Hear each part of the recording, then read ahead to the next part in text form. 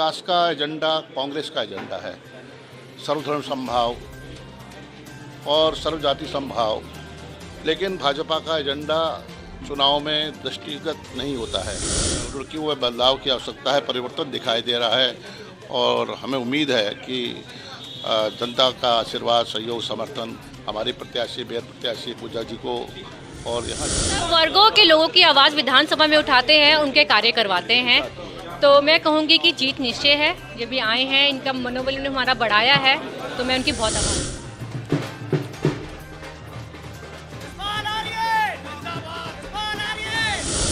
चाहे 2022 को भारतीय जनता पार्टी की सरकार को जनादेश मिला है, परसेंट बहुमत की सरकार बनी, तो उपलब्धियां शून्य है। मैं उन बातों को जिक्र नहीं करना चाहता हूँ, महंगाई, भ्रष्टाचार, करप्शन, बेरोजगारी, बेकारी, इस बारे में बहुत कुछ कह चुके हैं। अपराध, कानून ध्वस्त होती हुई कानून व्यवस्था, ये रोजमर्रा की हमारे जहन में, दिमाग में चीजें पहुंचती रहती हैं, लेकिन सवाल 10 के 10 खड़े रहते हैं। तो इसका कुछ सुनने को उसे प्रशंसा में जितने भी शब्द कहूँ शायद शब्द कम पड़ जाएंगे, क्योंकि ये हर वर्ग की आवाज है और हर वर्ग के लोगों की आवाज विधानसभा में उठाते हैं और उनके कार्य करवाते हैं। मुझे इतना पता है कि जब भी मुझे इनकी जरूरत पड़ेगी, ये मेरे लिए अपना आशीर्वाद का हाथ लेकर हमेशा मेरे लिए रहेंगे और अपना आशीर्वाद देंगे। आने वाली 23 तारीख को ये वोटिंग होगी। मैं सबका स्वागत करता हूँ और आप सबसे हाथ जोड़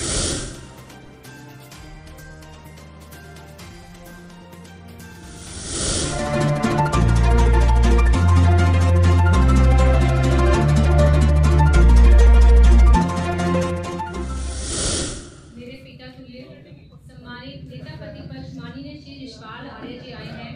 मैं उनके आगमन पर बहुत ही स्वागत करती हूँ, उनका अभिनंदन करती हूँ। वो यहाँ आए, उन्होंने हम सबका मनोबल बढ़ाया और मैं कहूँगी हमारी ताकत 100 गुना बढ़ गई है।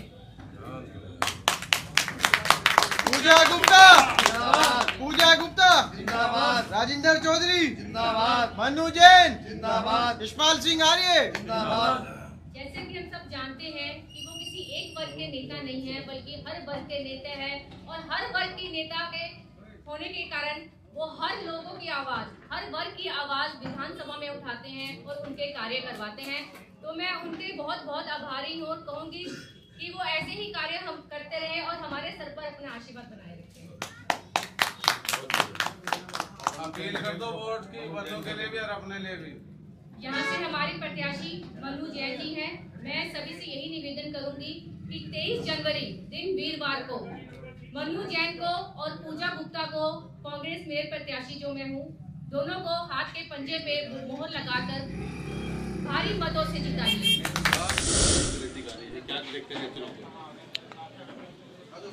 देखिए, रुड़की में कांग्रेस परिवार ने, शीर्ष नेतृत्व ने योग्य, शालीन, जिनका सामाजिक सरोकारों से लगातार विगत वर्षों में रिश्ता रहा है, समाज की सेवा करती रही हैं, श्रीमती पूजा गुप्ता जी को उम्मीदवार कांग्रेस परिवार ने बनाया है। निश्चित रूप से हमारी प्राथमिकताएं होंगी। हम देख रहे हैं कि रुड़की की एक पहचान है, एक नाम है पूरे देश में, दुनिया में, और पिछले वर्षों में, दशकों में, चाहे वो कोई भी महापौर रहे हों या चेयरमैन, अध्यक्ष रहे हों, जो अपेक्षाएं थी रुड़की की, जनता की जो अपेक्षाएं थी, जो उम्मीदें थी, संभवतः पूरी नहीं हो पाई हैं। और मेरा मानना है कि विकास का एजेंडा कांग्रेस का एजेंडा है, सर्वधर्म समभाव और सर्वजाति समभाव। लेकिन भाजपा का एजेंडा चुनाव में दृष्टिगत नहीं होता है। और इस चुनाव में उनका एजेंडा क्या है? पिछले वर्षों का लेखा जोखा सरकार ने भी अपना पक्ष रखना चाहिए, लेखा जोखा रिपोर्ट का रखना चाहिए, और रिपोर्ट का शून्य है। और हम निश्चित रूप से हम कहना चाहते हैं कि रुड़की हुए बदलाव की आवश्यकता है, परिवर्तन दिखाई दे रहा है और हमें उम्मीद है कि जनता का आशीर्वाद, सहयोग, समर्थन हमारी प्रत्याशी, बेहद प्रत्याशी पूजा जी को और यहाँ से जो वार्ड की पार्षद की प्रत्याशी हैं श्रीमती मनु जैन को निश्चित रूप से मिलेगा। जी, नेता प्रतिपक्ष भी है, देखा जाए हरिद्वार जिले को ऐसा अछूता रखा गया है कि हरिद्वार जिले में एक भी सीट ऐसी नहीं की गई है। हालांकि आपके जानते चाहते हैं क्या आपके विरोध में आपने आवाज उठाई कहीं आपने ऐसा किया? देखिए हरिद्वार नहीं, उधम सिंह नगर में भी जिस तरह से जो नॉर्म्स हैं, जिस तरह से मानकों की अनदेखी की गई है और इलेक्शन कमीशन की बात हम करें और हम बात करें सरकार की, निश्चित रूप से जो अनुसूचित जाति वर्ग है या अन्य जो हमारे वर्ग हैं उनको उचित प्रतिनिधित्व नहीं मिला है। कई सीटें हमारी इस तरह की रही हैं जहां पर उनको हक मिलना चाहिए था। तो स्वाभाविक सी बात है कि भारतीय जनता पार्टी ने इसमें कहीं न कहीं अपना, जिसमें उनका दखल नहीं होना चाहिए था, उन्होंने दखल किया है और इसको विकृत रूप देने की कोशिश की है। इसमें भाजपा की मनमानी है या फिर कांग्रेस जो विपक्ष है वो हल्का पड़ गया है? देखिए सरकार का जिस तरह का मंशा रही है, सरकार की जिस तरह की नीयत है, सरकार ने जिस तरह से जाति धर्म के आधार पर बांटने की कोशिश की है, जो हमारे दलित समाज है, शोषित समाज है, वंचित समाज है, जो कमज़ोर तबका है, उसको दरकिनार हमेशा किया है और ये चुनाव में भी दृष्टिगत हो रहा है। सर, जैसे यशपाल राणा जी चुनाव लड़ रहे हैं कांग्रेस से बागी होकर, ऐसे ही गौरव गोयल लड़ रहे थे, क्या फर्क पड़ने वाला है इस बार चुनाव में? देखिए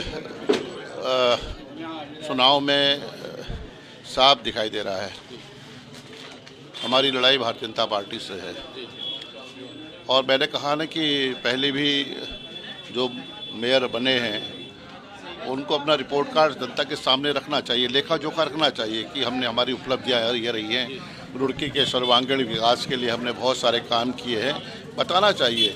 लेकिन मैं मानता हूं कि हमारी योग्य प्रत्याशी के तौर पर हमने पूजा गुप्ता जी को यहां से मेयर का उम्मीदवार बनाया है और जो एक सामाजिक कार्यों में जिनकी अभिरुचि रही है और जो सामाजिक संस्थाओं के जरिए उन्होंने सेवा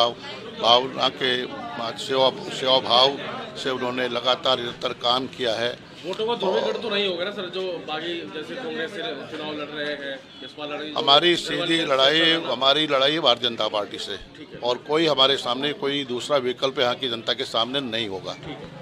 पूजा गुप्ता जी क्या कहेंगे? यशपाल आर्य जी आए हैं यहाँ पर, आपने अभिनंदन किया है, स्वागत किया उनका, क्या कहेंगे? देखिए पिता तुल्य हैं और इनका आशीर्वाद मैं रुड़की की जनता पे बना रहे, बस ऐसा ही होना चाहिए क्योंकि ये सब वर्गों के लोगों की आवाज़ विधानसभा में उठाते हैं, उनके कार्य करवाते हैं।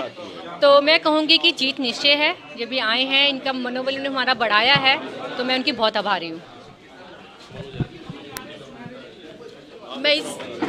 मैं इस वार्ड से खड़ी हूँ, मातृशक्ति मेरे साथ चलेगी तो मैं सारे कार्य करवाने की पूरी कोशिश करूँगी। मातृशक्ति को मुझे अपने साथ लेकर कंधे से कंधा मिलाकर साथ चलना है।